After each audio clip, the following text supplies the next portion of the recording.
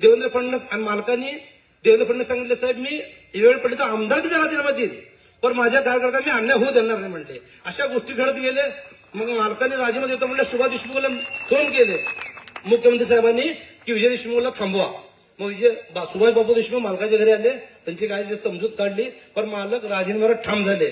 7 वाजेपर्यंत अल्टिमेटम दिले, नाहीतर मी राज्यपालला राजीनामा पाठवतो म्हणले. मग पालकमंत्र्याचं ताबडतोब विमान आलं लगेच पालकमंत्र्याचं.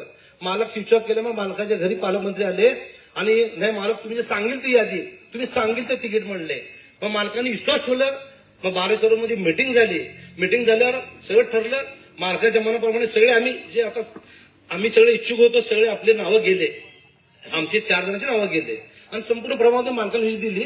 लिस्ट दिल्यानंतर मालकाची आई ज्या दिवशी वारली, मालकाच्या आईचं ज्याशी दुःख ते झालं, त्याशी आमच्या शहराचे माजी अध्यक्ष नरेंद्र काळे आपली सर्वांची जी बी फॉर्मचं सगळं तिकिटाचा गट्टा घेऊन, फॉर्मचा गट्टा घेऊन बालाजी सरोवरला गेल्यानंतर पालकमंत्री आणि देवेंद्र कोटे यांनी नरेंद्र काळे साहेबांना काय म्हणले, तुमचं आता काम झालं, तुम्हीच जावा.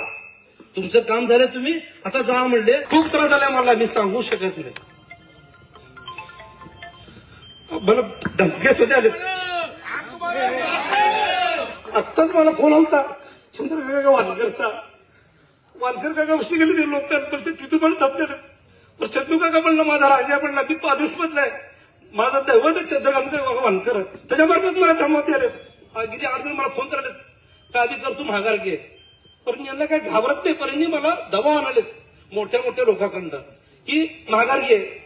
आज सकाळी भारतीय जनता पार्टीचा सर्व्हे आलाय की भारतीय जनता पार्टीचं पॅनल धोक्यात आहे, पण सर्व्हे आलेला आहे. त्यामुळं आज विनय डिफेन्सला फोन आलाय.